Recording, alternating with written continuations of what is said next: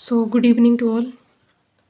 आज की इस वीडियो में हम समझेंगे कि ग्राफ का रिप्रेजेंटेशन कैसे करते हैं।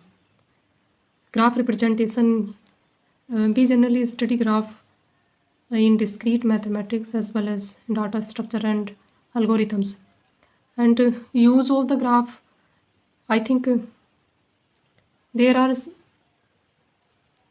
multiple use of the graph, I think, in computer networks and several other subjects where we study generally the use of the graphs. And in this video we will discuss how we represent the graph. There are two ways, as I already written here. First one is the adjacency matrix and second is the adjacency list. These are the two ways to represent the graph. हम भी represent भी करेंगे और फिर उसको further study करेंगे और different cases में हम उसको एनालाइज भी करेंगे. तो first I am taking the adjacency matrix representation of graph. Let's see, there is a graph here and I will represent it.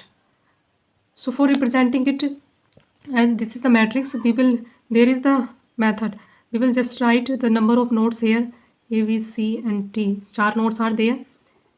Same in the rows A, B, C and D. And if there is the edge between the vertices, then we will write 1, otherwise 0. Okay, but there is no edge between. This is the simple undirected graph. This is what type of graph? Simple undirected graph. There is no direction in this graph. So here in this case there is no edge between A to A, so we will just simply write here 0. And there is edge between A to B, so this is 1 लिखेंगे और यहाँ से A to C तो 1 लिखेंगे, A to D 1 लिखेंगे.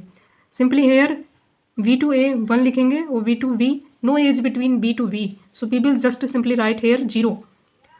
And in this case B to C 0, no edge there, and V to D is also 0. There is C to A, there is edge here, and C to B 0 and C to C 0, no edge between C to C. And C to D there is edge here, and D to A there is edge A here, and D to B no edge there. D to C there is edge there, and D to D 0. So this is just a simple matrix known as the adjacency matrix. Okay, here 1 represents as there is edge between this node and this node.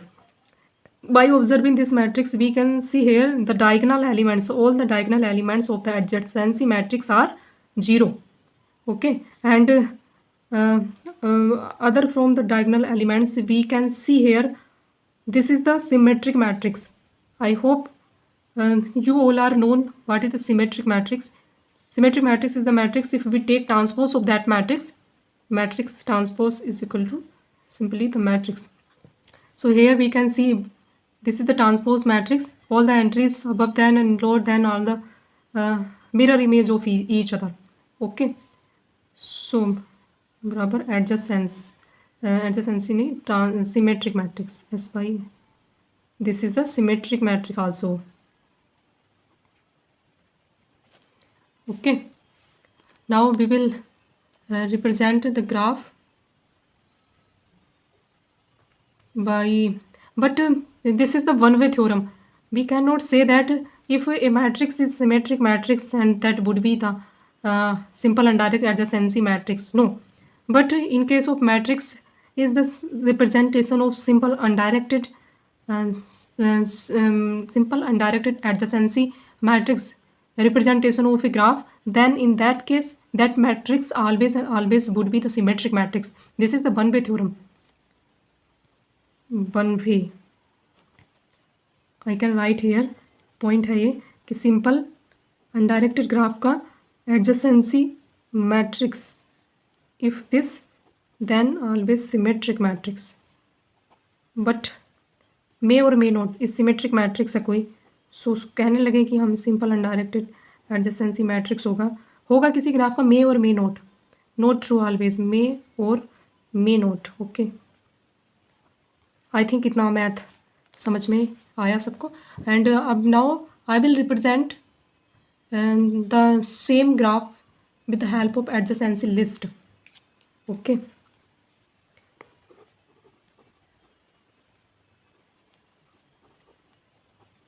adjacency list.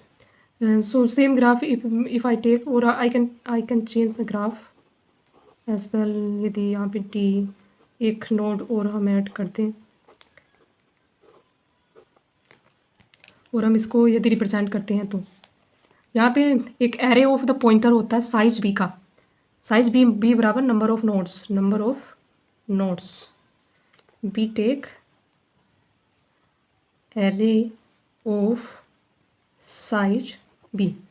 Okay, so array of size B, ये array of pointer होता है, ये सब pointers को represent करेगा. यहाँ पे 0 1 2 3 और 4 नंबर ऑफ नोड्स के बराबर उसका होगा. ओके, सो फ्रॉम हेयर यदि हम इसको 0 1 इसको 2 3 और 4 से रिप्रेजेंट करें, 0 1 2 3 एंड 4 से. आई होप दिस इज़ क्लियर. यहाँ तक सबको समझ में आया. यहाँ से हम अब इसको रिप्रेजेंट करना स्टार्ट करेंगे. यहाँ से हम पॉइंटर लेंगे 0 वाला नोड्स. यहाँ से हम देखते हैं कि ये जो किस से कनेक्ट है. ये जो 0 है वो 1 से कनेक्टेड है, 1 से. ओके, और फिर यहाँ से देखते हैं कि 0 फिर दोबारा किससे कनेक्टेड है, 0 3 से भी कनेक्टेड है. हम यहाँ से देख सकते हैं, तो हम इसको भी रिप्रेजेंट करेंगे. यहाँ पे 3 लिखेंगे, यहाँ पे D लिखेंगे, जो भी. और ये E से भी कनेक्टेड है. E का रिप्रेजेंटेशन यहाँ पे हम 4 नंबर दे रखा है, E को साइन कर रखा है, तो हम 4. और बस ये 3 नोड से कनेक्टेड है. और यहाँ से हम लास्ट में यहाँ पे नल पॉइंटर नल इसके फिल कर देंगे. और यहाँ पे हम 1 नोड को भी इसी प्रकार से फिल करेंगे. ये किस से कनेक्टेड है, ये 0 से कनेक्टेड है और ये 2 से भी कनेक्टेड है. हम यहाँ से देख सकते हैं, यहाँ पे नल लिख देंगे. और फिर यहाँ से हम इसको 2 को भी कनेक्ट करेंगे, ये 1 से कनेक्टेड है. और यहाँ से ये 3 से भी कनेक्टेड है. ये ऑर्डर कुछ भी हो सकता है, ऐसा नहीं है कि ये ऑर्डर हो सकता है, क्योंकि ये ऑर्डर एक दूसरे के आगे पीछे भी हो सकता है, इसका कोई फिक्स ऑर्डर नहीं होता. ये भी 0 से भी कनेक्टेड है और फिर ये 2 से कनेक्टेड है और फिर ये 4 से कनेक्टेड है और फिर ये 0 से कनेक्टेड है. और ये वाला हम देख सकते हैं, सब में हमने सबको फिल कर दिया. यहाँ तक तो समझ में आ गया कैसे मैट्रिक्स रिप्रेजेंटेशन हुआ और एडजेसेंसी लिस्ट का रिप्रेजेंटेशन हुआ ऑफ ए ग्राफ. यहाँ तक आई थिंक सबको क्लियर है. हम फर्दर एक क्वेश्चन डिफरेंट एनालिसिस पे करेंगे. एक क्वेश्चन ये पूछा जा सकता है कि how much space is needed to store in both of the cases like in adjacency matrix and adjacency list for a graph having B vertices and E number of edges. So in case of adjacency matrix, if B is the number of vertices and E is the number of edges, तो हम B can observe here what is the space needed. Space is needed V का square, V cross B का ही matrix है. This is the B cross B matrix. So space बराबर B of B square. In this case space हमसे पूछा जा सकता है कि इसके केस में एडजेसेंसी लिस्ट के केस में कितना स्पेस नीडेड है. हम देख सकते हैं, ऑब्जर्व कर सकते हैं यहाँ से. स्पेस इज इक्वल टू, एक तो ये पॉइंटर एरे लगाया हमें, this is the size of the B, इसका साइज B है. और ये वाला स्पेस जो हमें लगा है, ये space what is the how many nodes are there. So इसको जो कैलकुलेट करते हैं हम ऑब्जर्व भी कर सकते हैं यहाँ से, कि इनको काउंट करके भी देख सकते हैं. और सेकेंड मेथड है कि एज एवरी नोड हम देख सकते हैं कि ये इसका भी एडजेसेंट था, वो उसका भी था. ये हर एक नोड, हर एक एज जो है, हर एक एज के करस्पॉन्डिंग 2 बार लिखा जा रहा है. हम यहाँ से ऑब्जर्व कर सकते हैं, बिकॉज इसी एज की वजह से एवरी एज के करस्पॉन्डिंग ये इसका भी एडजेसेंसी लिस्ट में शामिल हुआ और ये B की भी एडजेसेंसी लिस्ट में शामिल हुआ. ओके, सो एक एज के करस्पॉन्डिंग 2 नोड्स यहाँ पे ऐड हो रहे हैं. इसमें हम we can observe here and observe here. Corresponding to one particular age, we are adding 2 nodes. So how many number of ages are there, and we just simply multiply with 2. These are the number of nodes that are present in its side. So hence this is the space that is needed in case of adjacency list. Now I will explain more questions related to these. I will explain here. Third question that might be asked, time complexity to check given 2 vertices are adjacent or not. यदि हम इसको check करना चाहते हैं कि 2 vertices adjacent हैं या फिर नहीं है, इनके सो adjacency matrix as well as adjacency list. सो मैट्रिक्स के केस में हम adjacent जब हम चेक कर रहे हैं, because this is the metric representation, and just we will say 2D array, just represent with the help of 2D array, and array have the random access. No need to go through all the elements. We will just access randomly any position. Okay तो random access हम use करेंगे array में, और given two vertices are adjacent, just हम उसकी position देख लेंगे वहाँ पे 0 है कि 1 है, और उसके बेसिस पे हम जस्ट बिग ऑफ 1 कॉम्प्लेक्सिटी में डिसाइड कर सकते हैं whether 2 elements are big of 1 complexity to check adjacent. But in case of this, इसके केस में हम बिग ऑफ 1 में चेक कर पाना इतना इन एवरी केस नहीं, लेकिन इन बेस्ट केस हम कर सकते हैं. If we want to just check this, तो हम इसको तो बिग ऑफ 1 में कर सकते हैं, लेकिन हम ये लिस्ट होती है, ये लिंक लिस्ट है, और लिंक लिस्ट में रैंडम एक्सेस नहीं कर सकते. 1 by 1 हमें गो थ्रू करना पड़ता है all the elements we have to access, and then we can conclude that whether 2 elements are each adjacent to each other or not. In worst case ये एक link की लेंथ कितनी हो सकती है? इन वर्स्ट केस इफ़ यदि हमें थोड़ा सा भी आइडिया है तो हम कह सकते हैं वर्स्ट केस में बिग ऑफ ई के बराबर इसकी एक की लेंथ हो सकती है. ओके, एक लिस्ट की मैक्सिमम लेंथ इतनी हो सकती है, और यदि हमें चेक करने के लिए पूरी लिस्ट को ट्रैवर्स करना पड़ा, हम इस पोजीशन पे तो बिग ऑफ 1 में आ जाएंगे चेक करने के लिए बिग ऑफ 1 में, क्योंकि ये सिंपली एक एरे है, और फिर हम लिस्ट को ट्रैवर्स करेंगे. लिस्ट को ट्रैवर्स करने के लिए big of E worst case में जा सकता है, क्योंकि वो हो सकता है कि वो एलिमेंट ऑल द जो नोड्स हैं सबसे कनेक्टेड हो. सो उस केस में एक लिंक की मैक्सिमम लेंथ ई हो सकती है, मैक्सिमम ई बराबर व्हाट इज ई?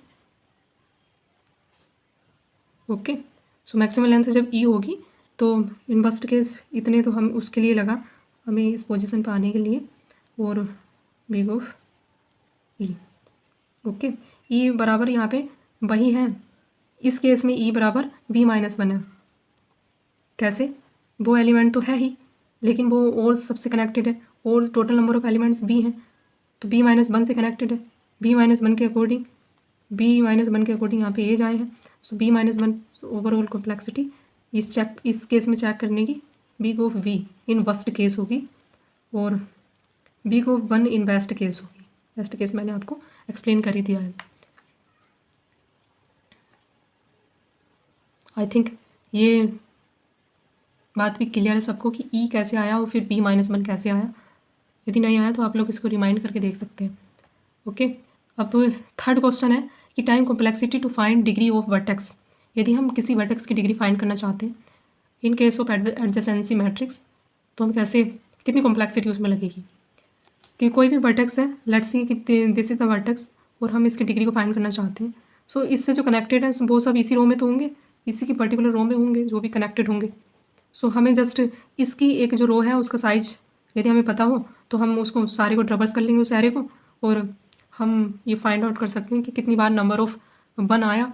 1 को हम काउंट कर लेंगे तो वही उसकी डिग्री होगी, इस पर्टिकुलर वर्टेक्स की डिग्री वही होगी ना. तो उसके लिए हम एक एरे है जिसका कि साइज़ ये है, इसका साइज़ क्या है? इसका साइज़ ये b×b का ही तो है, तो इसका साइज़ b है यहाँ पे. तो b साइज़ के एक एरे को हमें ट्रैवर्स करना है 1 by 1, और नंबर ऑफ 1 को हमें काउंट करना है. सो बस इसकी कॉम्प्लेक्सिटी कितनी होगी?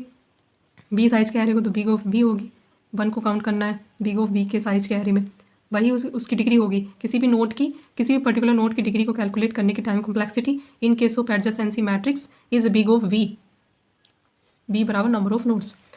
Let's see in case of adjacency list, यदि हम किसी भी नोड की डिग्री को काउंट करना चाहते हैं तो उसके केस में जैसे मैंने अभी बताया कि हम एडजेसेंट को काउंट करने के लिए हमें पूरी लिंक को ट्रैवर्स करना पड़ेगा. वो फर्स्ट केस में इस लिंक की मैक्सिमम लेंथ ई के बराबर होगी.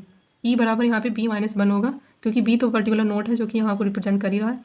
ओके, सो हम कैलकुलेट करना चाहते हैं डिग्री, वो कितने नोड से कनेक्टेड है. तो मैक्सिमम, यदि वो मैक्सिमम लेंथ तक गया तो उसकी मैक्सिमम लेंथ कितनी होगी? ई ही होगी. उसको हम 1 by 1 ट्रैवर्स करेंगे और हमें उसको कैलकुलेट कर लेंगे. तो इसके केस में भी टू चेक डिग्री बराबर big of b, time complexity यही होगी. इसी के अकॉर्डिंग, इसी रूल के अकॉर्डिंग बिग ऑफ ई या फिर बिग ऑफ b होगी. ओके, मैक्सिमम लेंथ हम उसको ट्रैवर्स करेंगे और फिर हम उसको बता देंगे कि इतने नंबर ऑफ इसके एडजेसेंट है, इतनी इसकी डिग्री है। Okay, I hope this is clear to everybody. And एक क्वेश्चन और है जो कि पूछा जा सकता है कि time complexity to find number of edges in graph. ये तो सिंपल क्वेश्चन ही है। In case of adjacency matrix, यदि हम नंबर ऑफ एजेस बताना चाहते हैं तो एजेस जहाँ जहाँ एजेस हैं वहीं वहीं पे 1 लिखा हुआ है यहाँ पे। यदि उनके बीच में एजेस हैं तो वहाँ पे 1 लिखा हुआ है ही। ओके, सो एक वैसे एक फॉर्मूला भी होता है ये तो पता होगा कि summation of degree is equal to 2 times of number of edges. So हम नंबर ऑफ एजेस फाइंड करना चाहते हैं, summation of the degree divided by 2। हम इस डिग्री को 1 डिग्री कैलकुलेट करना चाहते हैं एक नोट की, तो समेसन ऑफ डिग्री सारे नोट की कैलकुलेट करनी पड़ेगी। 1 डिग्री को कैलकुलेट करने के लिए हमें बिग ऑफ वी का टाइम कॉम्प्लेक्सिटी लगती है। In case of adjacency matrix सारे नोट्स की डिग्री को कैलकुलेट करने के लिए V times of big of V, so मतलब big of B square. So hence इसकी time complexity number of edges को कैलकुलेट करने की big of V square, V बराबर नंबर ऑफ नोट्स है। ओके, इतनी टाइम कॉम्प्लेक्सिटी ही लगेगी हमें नंबर ऑफ एजेस को काउंट करने के लिए इन case of adjacency matrix. But in case of adjacency list यहाँ पे भी जस्ट सिंपल कॉन्सेप्ट वही है। इसके केस में भी हम यही कॉन्सेप्ट का यूज़ कर रहे हैं।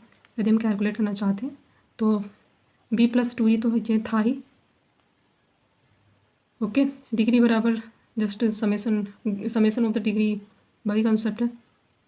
और यहाँ पे हम इसको just simply we can write theta of b+e। Okay, so इसके केस में जब हम सेम यही मेथड इसका यूज़ होगा। हमसे एक क्वेश्चन पूछा जा सकता है कि which one is better. So space complexity big of B square in case of adjacency matrix and big of e+b in case of adjacency list. यदि ग्राफ डेंस होगा तो नंबर ऑफ एजेस ज़्यादा होंगे, नंबर ऑफ एजेस kn के बराबर होंगे, मतलब n into n-1/2 होंगे। बिग ऑफ n स्क्वायर के बराबर नंबर ऑफ एजेस होंगे if graph is dense. Okay, so in that case जो एडजेसेंसी लिस्ट है इसमें एजेस की संख्या जब बिग ऑफ बी स्क्वायर के बराबर ही होगी, सो इसमें और उसमें कोई ज़्यादा फर्क नहीं रह जाएगा। उस केस में हम एडजेसेंसी मैट्रिक्स को ही प्रेफर करेंगे, ना कि एडजेसेंसी लिस्ट को। ओके, क्योंकि बी कॉम्प्लेक्सिटी वो ज़्यादा ही लग रही है। सो हम डेंस के केस में एडजेसेंसी मैट्रिक्स को फॉलो करते हैं। और यदि ग्राफ डेंस नहीं है, स्पार्स है, so in that case we go with generally adjacency list. Okay, so I hope this concept is clear to everybody. I have explained in a more better way, and we will dive into deep of graph one by one. I will explain all the concepts and topics in a more better way further. Okay, thank you.